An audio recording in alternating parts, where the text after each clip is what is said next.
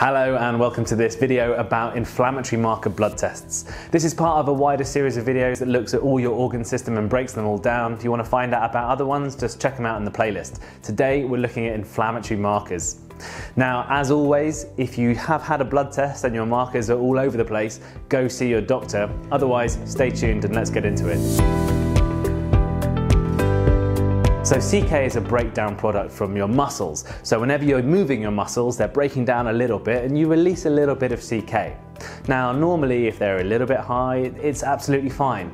If you're a bodybuilder or a strength trainer, they can go really, really high if you train a bit too hard. And if you do that, you might put excess pressure on your kidneys and that might make you feel sick. So for those people who are doing a lot of strength training, CK is quite an important marker. For most other people, you're probably going to just see normal levels or just slightly raised. Now CRP stands for C-reactive protein. It's basically an inflammatory marker or an acute phase protein. What that means is if you have infection or inflammation, something like CRP goes up. It's very non-specific, so it's never going to point to the particular cause, but it can show you that something is causing something which is making you either feel sick or achy.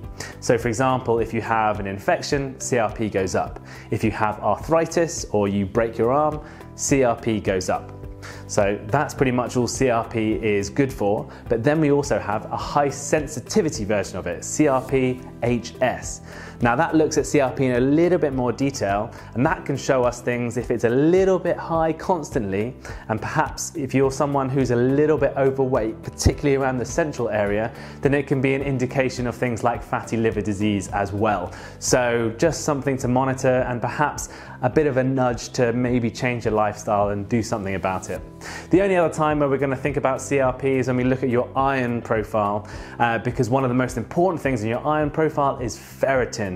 Ferritin is a great measure of iron stores, as we'll come on to later, but ferritin is also an inflammatory marker like CRP. So we measure them both together because if your ferritin goes up, we might think that you've got too much iron. However, if your CRP is up as well, then the ferritin becomes unreliable because we know that there's some kind of infection or inflammation that's forcing the CRP up and also forcing the ferritin up.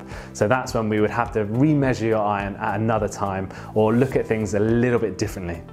Anyway, that's CRP and CK, two simple markers that look at inflammation in your body. Thank you so much for watching. Don't forget to like and subscribe, it really, really helps. If you want to go into a bit more depth, just go to my website here, and you can also follow me on Instagram and ask any questions you like there. Thank you.